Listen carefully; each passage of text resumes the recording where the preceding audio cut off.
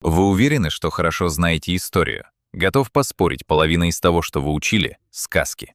История — это испорченный телефон длиной в тысячелетие. Кто-то неправильно перевел слово, кто-то приукрасил для драматизма, а потом Голливуд снял про это масштабный блокбастер. И вот так рождаются мифы, в которые верят миллиарды. Мы привыкли воспринимать историю как нечто высеченное в камне. Но если сдуть пыль с реальных архивов, все становится куда интереснее. Сегодня мы возьмем 5 самых известных исторических фактов и разрушим их один за другим, опираясь только на науку. Давайте начнем с самого масштабного обмана древности. Египетские пирамиды были построены армией измученных рабов. Эту картинку нам вбили в голову еще с детских энциклопедий. В кино мы всегда видим, как несчастные тащат камни под палящим солнцем, а злые надсмотрщики постоянно бьют их кнутами. Но что говорят настоящие археологи и историки? В 1990-х годах рядом с пирамидами Гиза нашли масштабные захоронения. И знаете, кто там лежал? Абсолютно точно не рабы. Это были гробницы самих строителей пирамид. В Древнем Египте раба никогда бы не похоронили так близко к фараону. Это была невероятная честь, доступная только избранным. Более того, анализ костей этих людей показал удивительные вещи. Им делали сложнейшие по тем временам хирургические операции. Врачам удавалось успешно сращивать даже самые тяжелые переломы. А питались эти рабочие говядиной и бараниной первого сорта. Пирамиды строили наемные рабочие, первоклассные архитекторы и крестьяне. Для крестьян это была отличная сезонная работа во время разлива Нила. Когда их поля были затоплены, они шли на стройку подработать. Это был мощный национальный проект, за который щедро платили. Так что строители были скорее уважаемым профсоюзом, чем невольниками. Переходим ко второму мифу. Наполеон Бонапарт. Если попросить описать его, вы скажете «маленький, агрессивный человек». Психологи даже придумали знаменитый термин «комплекс Наполеона».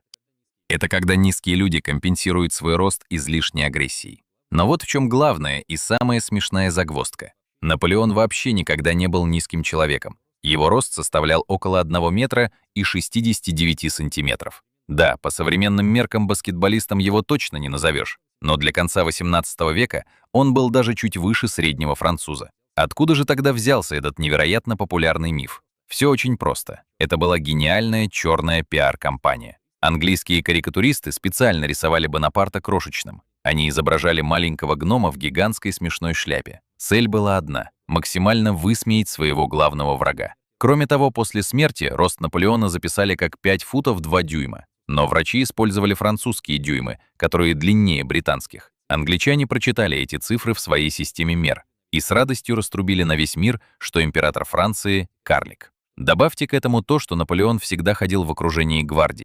Это были элитные солдаты огромного роста, на фоне которых любой казался малышом. Двигаемся дальше. Представьте себе типичного викинга.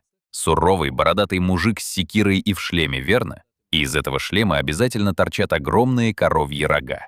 Выбросьте эту картинку из головы раз и навсегда. За всю историю масштабных археологических раскопок в Скандинавии не было найдено ни одного боевого шлема викингов с рогами. Ни единого. И единственный полностью сохранившийся шлем той эпохи абсолютно гладкий. Давайте просто включим логику и здравый смысл. Рога в суровом ближнем бою — это худшее, что можно надеть на голову. За них врагу очень легко ухватиться, чтобы свернуть вам шею. За них постоянно цепляются мечи, тяжелые топоры и чужие щиты. Викинги были крайне прагматичными и гениальными воинами. Они бы никогда в жизни не надели на себя такую смертельную ловушку. Так кто же приделал им эти знаменитые рога? Ответ кроется в искусстве, а точнее в театре. В XIX веке художник Карл Эмиль Дёплер создавал дизайн костюмов. Он работал над оперой Рихарда Вагнера «Кольцо Нибелунга». Именно он придумал рогатые шлемы для злодеев-северян на сцене. Так они выглядели более демонически и пугающе для зрителей. Образ настолько зашел публике, что навсегда приклеился к викингам. Идем дальше. Этот миф обожают все школьные двоечники мира. Миф о том, что Альберт Эйнштейн был двоечником по математике. «Ну и что у меня пара по математике?» — говорят они.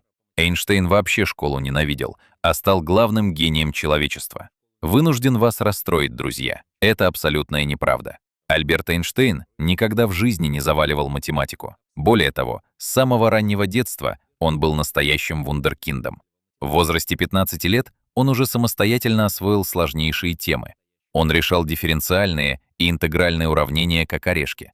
Это то, от чего часто стонут студенты на первых курсах университетов. Вся эта нелепая легенда о двоечнике появилась из-за путаницы. Из-за банальной бюрократической путаницы в швейцарской школе. В 1896 году руководство школы решило поменять систему оценок. Раньше единица была лучшей оценкой, а шестерка — худшей. А с нового семестра все перевернули с ног на голову. Будущий гений предсказуемо получил по математике максимальные шестерки. Но когда более поздние биографы копались в его старых табелях, они увидели 6 и, не разобравшись в реформе, подумали, что это провал. Сам Эйнштейн позже искренне смеялся над газетными статьями об этом. Он говорил: «Я никогда не проваливал математику. Это смешно». И напоследок, классическая история времен Французской революции. Все знают эту знаменитую фразу французской королевы Марии Антуанетты. Когда ей сказали, что у бедного народа совсем нет хлеба, она якобы надменно ответила: «Если нет хлеба, пусть едят пирожные». Эта фраза стала главным символом оторванности элиты от реальности и, как многие считают, стоила королеве головы на гильотине. Но есть одна огромная историческая проблема. Она никогда в жизни не произносила этих слов.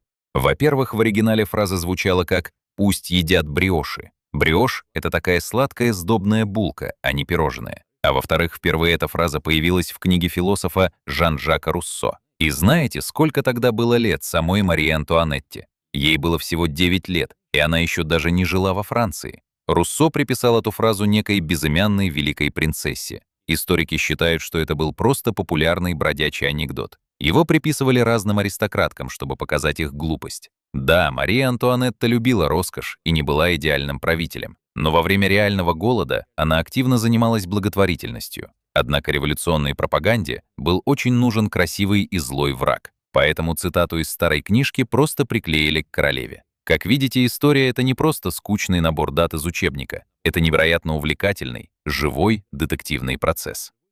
И чем глубже мы копаем первоисточники и реальные документы, тем чаще выясняется, что реальность гораздо сложнее и круче. Она часто оказывается интереснее любых голливудских сказок. Так что в следующий раз, когда услышите очередной общеизвестный факт, не поленитесь потратить пару минут и проверить его в надежных источниках. Возможно, вы обнаружите еще одну глобальную историческую ложь. Хотите узнать больше правды, скрытой за популярными мифами? Ставьте лайк, подписывайтесь и пишите в комментариях, во что верили вы.